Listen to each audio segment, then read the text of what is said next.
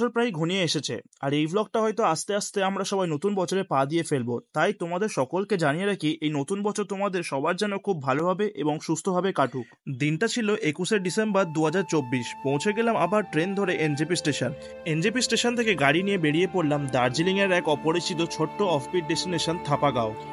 রাস্তা বলছে তখন কার্চে 45 কিলোমিটার, দার্জিলিং 77 কিলোমিটার, আর এইখান থেকে আমাদের গন্তব্য 96 কিলোমিটার। অবশেষে পৌঁছে গেলাম রেলিংয়ের এক ছোট্ট গ্রাম, যার নাম হলো থাপাগাঁও। আর এই থাপাগাঁওতে আমাদের আস্তানা হলো রেলিং অরেঞ্জ ফার্মস্টে।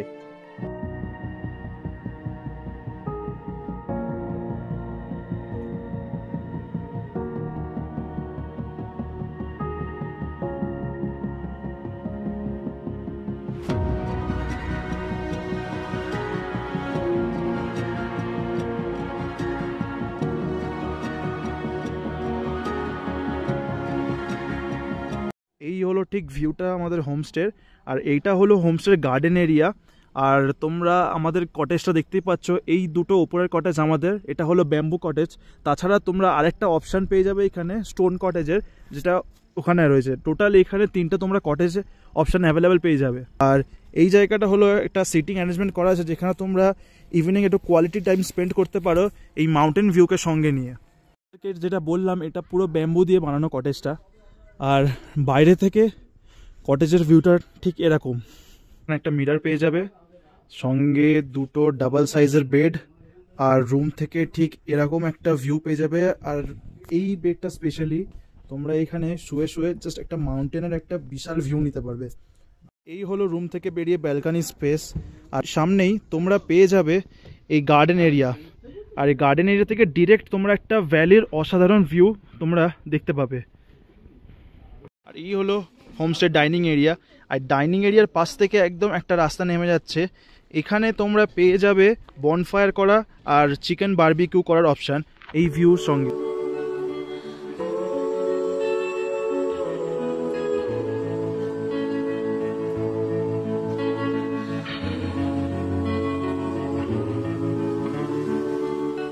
তো বন্ধুরা, এই হলো রেলিং অরেঞ্জ ফার্মস্টে, আর এখন আমার সাথে আছে পারাসজি, রেলিং অরেঞ্জ ফার্মস্টের ওনার। তো পারাসজির কাছে আমি জিজ্ঞেস করে নেবো এই কিছু তথ্য এই रेलिंग ऑरेंज फार्म स्टे বিষয়ে। तो पारस जी बोलिए, आपके रेलिंग ऑरेंज फार्म स्टे में अगर कोई आना चाहता है तो कैसा आ पाएगा यहाँ पर? नमस्कार।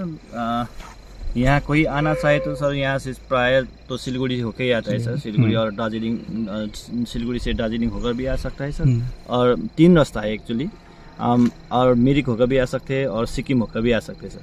सबसे आसान तरीका मतलब आसान रोड मतलब एकदम स्मूथ रोड और स्ट्रेट रोड हो तो फिर सिक्किम होकर आने से ठीक रहेगा। मगर किसी का प्राइवेट गाड़ी हो तो वहाँ से आ पाएंगे सर, क्योंकि टैक्सी गाड़ी में आने में या तो फिर सिक्किम का परमिट चाहिए, और कोई परमिट वाला गाड़ी हो तो सिक्किम होकर आ सकते हैं सर। जोरथाङ होकर आने से मतलब सबसे मतलब अभी का कंडीशन वाइज मतलब रोड कंडीशन वाइज वो सबसे बेटर है सर।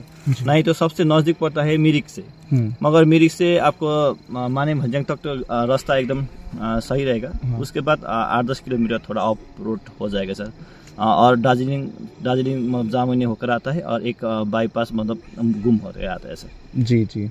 और अगर कोई शेयर टैक्सी में आता है तो उसका कोई फैसिलिटी है, मतलब कैसे आ पाएगा शेयर टैक्सी में? शेयर टैक्सी में आता है तो कोई मतलब सुबह कलकत्ता से हो या सिलगुड़ी से हो, जो भी आता है सुबह अगर सिलगुड़ी से 9 बजे स्टार्ट करेंगे या तो 8 बजे स्टार्ट करेंगे तो 12 बजे के अंदर जो गाड़ी जो मतलब गेस्ट दार्जिलिंग पहुंच जाएगा, वो आराम से शेयर गाड़ी में आ सकते हैं सर। क्योंकि वहाँ 2 बजे से 2 बजे से मतलब सॉरी 12 बजे से 2 बजे तक गाड़ी मिलता है सर यहाँ। वो गाड़ी वो जहाँ से मतलब सिलगुड़ी से जब स्टार्ट करेंगे वो मुझे कॉल करेगा, तो मैं वही अकॉर्डिंग से गाड़ी मिला दूंगा सर। जी।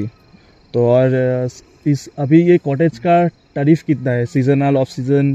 सर ऐसा होता है सर, ये मेरा 13 to 15 जाता है सर, अकॉर्डिंग टू सीजन और अकॉर्डिंग टू ग्रुप, वही हिसाब से करता है सर। ठीक है पारस जी। और इसमें फूडिंग इंक्लूडेड है? इंक्लूडिंग सब मील्स इंक्लूडिंग होता है सर। और कोई मतलब मेरा जो पैकेज में बनता है वो इंक्लूडिंग होता है सर, और कोई फिर दूसरा मतलब डिमांड करेगा तो फिर उसका एक्स्ट्रा लगेगा सर। और अभी एट प्रेजेंट आपका कितना कॉटेज है यहाँ पर? और एट प्रेजेंट मेरा 3 ही रूम है सर। 3 ही रूम है, ये ऊपर हम लोगों का 2 और नीचे वाले। हाँ, एट अ टाइम 12 लोग आ जाएगा सर, हम कंफर्टेबल वाइज। ठीक है फिर thank you Paras ji. Okay, welcome sir, welcome. তো আমরা কথা বলে নিলাম পারাসজির সঙ্গে। আর আমি আরেকবার তোমাদের জানিয়ে রাখি, এই হোমস্টেটার মধ্যে তোমরা সব কিছু ফেসিলিটি পেয়ে যাবে। আর এখানকার পারাসজি এবং পারাসজির ফ্যামিলির বিহেভিয়ার, হসপিটালিটি, মানে আমি তো আউট অফ 10 আমি তো 10 রেট দেবো। আর তোমরা এখানে ওয়াইফাই ফেসিলিটি পেয়ে যাবে। আর পুরো এই ক্যাম্পাস এরিয়াটা তোমরা একটা সিসিটিভি ফুটেজের আন্ডারে তোমরা পেয়ে যাবে। এই জাস্ট নেচারের ভিউটা, জাস্ট এই ভ্যালির যে ভিউটা, তোমরা এটা দেখেও খুব মানে তোমাদের মন মুগ্ধ হয়ে যাবে।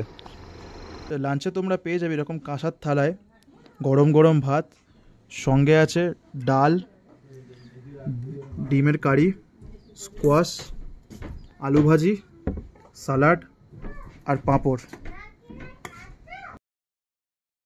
দুপুরের লাঞ্চ সারা মাত্রই হোমস্টের ওনার জানায় তানাদের নিজস্ব অরেঞ্জ গার্ডেন আছে এই রেলিং অরেঞ্জ ফার্মস্টের পাশেই। তো তাই দেখার জন্য আমরা বেরিয়ে পড়লাম। আর এই হলো অরেঞ্জ ফার্মস্টে থেকে টোটাল ভিউটা ভ্যালির। আর দেখতে পাচ্ছ এখানে গাছে লেবু।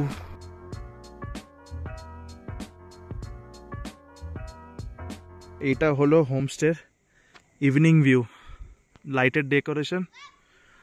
আর ঠিক ভ্যালির ভিউটা ঠিক এরকম, একদম দূরে দূরে তারার মতো ঝিকমিক করছে পাহাড়গুলো। চলে এসছে আমাদের ইভিনিং স্ন্যাক্স, যেটার মধ্যে আমরা পেয়ে গেছি 1 কাপ চা আর সঙ্গে স্টিম মোমো। চায়ে চুমুক দিতে না দিতেই পারাস ভাইয়া এইদিকে আমাদের বনফায়ারের পরিক্রমা রেডি করছে।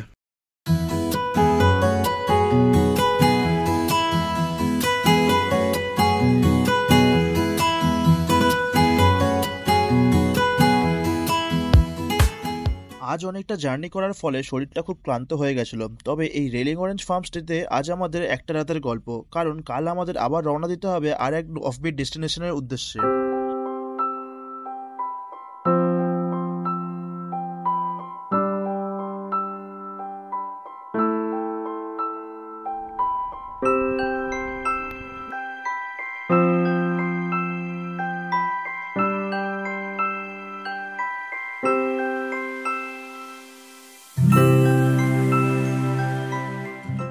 বন্ধুরা, এখন ঘড়িতে বাজে প্রায় 8:30, আর এই হলো আমাদের কটেজ রেলিং অরেঞ্জ ফার্মস্টে। তো আজকে রেলিং অরেঞ্জ ফার্মস্টেকে বিদায় জানাতে হবে, কারণ আজকে আমরা বেরিয়ে পড়বো দাওয়াই পানির উদ্দেশ্যে। আর যাওয়ার পথে আমাদের আজকে অনেক লোকাল সাইটসিং আছে, সেটাও তোমাদেরকে দেখাবো। রেলিং অরেঞ্জ ফার্মস্টেকে বিদায় জানিয়ে বেরিয়ে পড়লাম আজকের আমাদের প্রথম সাইটসিং এর উদ্দেশ্যে, যেটি হলো জামনি ট্যুরিস্ট কমপ্লেক্স, দূরত্ব প্রায় 22 কিলোমিটার। বন্ধুরা, আমরা চলে এসেছি এখন গোর্খাল্যান্ড টেরিটোরিয়াল অ্যাডমিনিস্ট্রেশন, যেটা ডিপার্টমেন্ট অফ ট্যুরিজমের আন্ডারে পড়ে।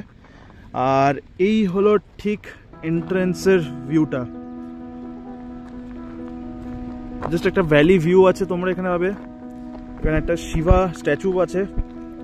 আর তোমাদেরকে দেখাবো পাশ থেকেই বয়ে যাচ্ছে রঙ্গিত রিভার। এই ব্রিজটার ওপর দিয়ে আমরা কিন্তু এখন এলাম।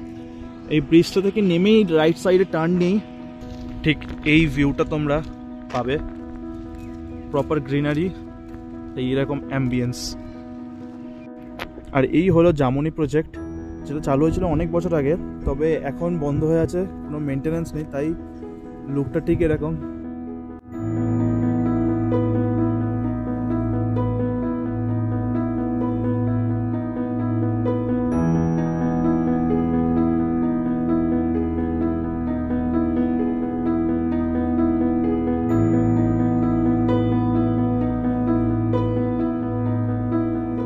এই হলো রঙ্গিত রিভার, আর ওই ব্রিজটা থেকে আমরা এসছি। জলের স্রোতও ভালো আছে, আওয়াজ শুনে তোমরা বুঝতে পারছো।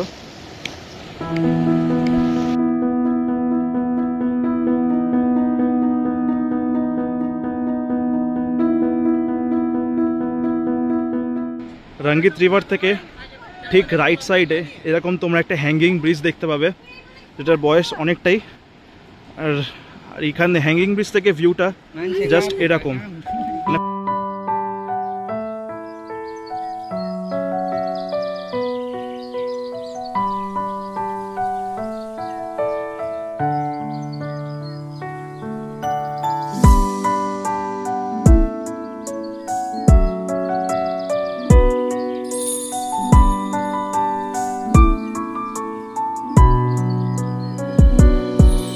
তো জামুনি টুরিস্ট কমপ্লেক্সে কিছুটা সময় কাটিয়ে আমরা বেরিয়ে পড়লাম দার্জিলিংয়ের এক অন্যতম পরিচিত জায়গা পিস পাগোড়ার উদ্দেশ্যে।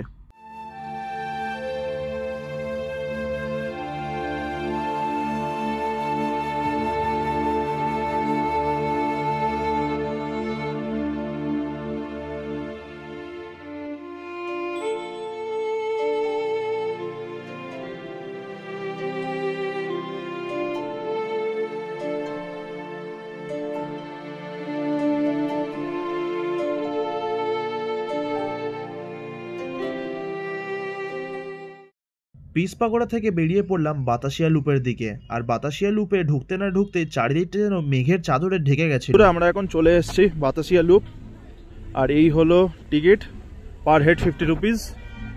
আর এই হলো বাতাসিয়া লুপের কমপ্লিট ভিউ।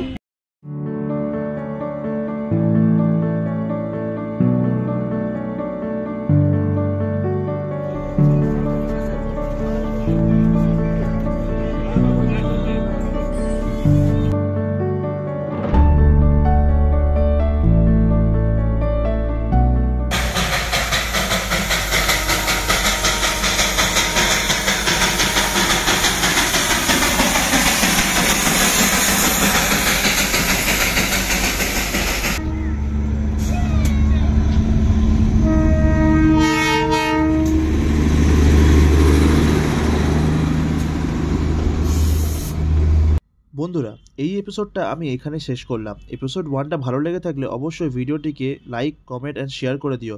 আর এপিসোড 2টা দেখার জন্য আমার চ্যানেলটিকে অবশ্যই সাবস্ক্রাইব করে দিও আর বেল বাটনটাকে প্রেস করে দিও। টিল দেন ভালো থেকো, সুস্থ থেকো।